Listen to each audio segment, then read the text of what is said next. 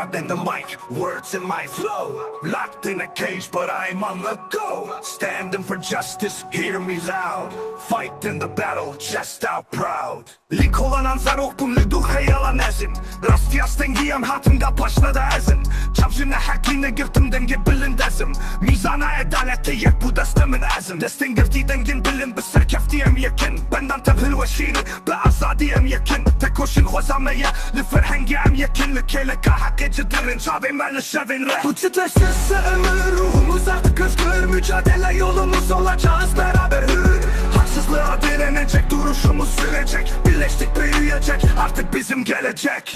In my eyes there's hope, in my heart there's fire. The streets carry the torch of justice we aspire. Being the voice of the unheard is my role. Our rightful struggle will write history, that's the goal. To be the conscience of society is our task. Standing against injustice is the weapon we ask. If we unite we can achieve this, we all know. We'll fight for freedom till our last breath, that's our flow. Şeper bir dome emleki ki yanime azadete koşun bireki. Be Hevre serkeftine lidijine hakiye harvestime bidome. Ediyem yekin mazın bu paşero jameye. Bu çıtlarsız ömür ruhumuz artık özgür. Mücadele yolumuz olacağız beraber hür.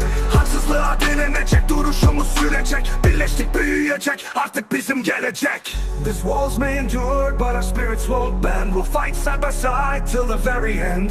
Against all the wrongs we'll take a firm stand. United as one, our future's at hand.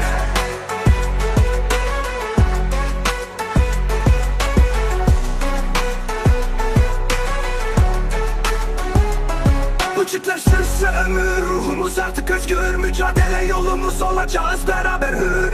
Haksızlığa direnecek duruşumuz sürecek. Birleştik büyüyecek artık bizim gelecek.